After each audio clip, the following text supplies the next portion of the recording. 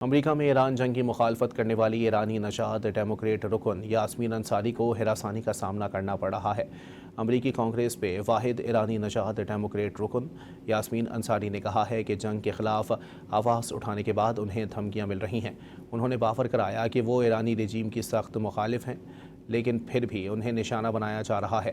یاسمین انصاری نے خود کو انسانی حقوق اور جمہوریت کے لیے آواز اٹھانے والی شہری پاور کراتے ہوئے کہا کہ انہیں دھمکیاں وہ عناصر دے رہے ہیں جو اپنی شروع کی ہوئی جنگ سے مایوس ہیں اور اب ناکام اور غیر قانونی جنگ سے توجہ ہٹانے کی کوشش کر رہے ہیں۔ انہوں نے پیغام دیا کہ وہ امریکی صدر ڈونلڈ ٹرمپ اور وزیر دفاع پیٹ ہیگزٹ کے خلاف ڈٹ کر کھڑی رہیں گی۔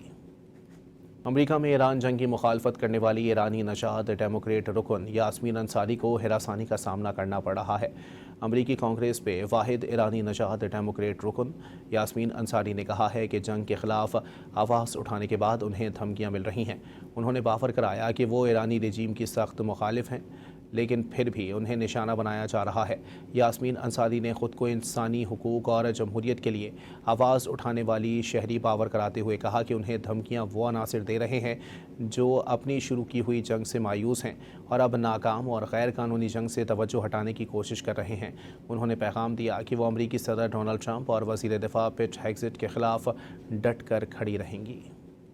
امریکہ میں ایران جنگ کی مخالفت کرنے والی ایرانی نژاد ڈیموکریٹ رکن یاسمین انصاری کو ہراسانی کا سامنا کرنا پڑ رہا ہے۔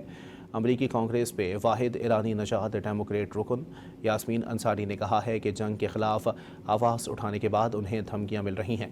انہوں نے بافر کرایا کہ وہ ایرانی رجیم کی سخت مخالف ہیں، لیکن پھر بھی انہیں نشانہ بنایا جا رہا ہے۔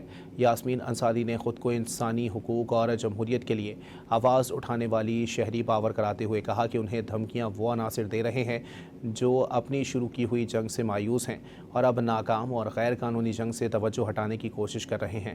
انہوں نے پیغام دیا کہ وہ امریکی صدر ڈونلڈ ٹرمپ اور وزیر دفاع پیٹ ہیگزٹ کے خلاف ڈٹ کر کھڑی رہیں گی۔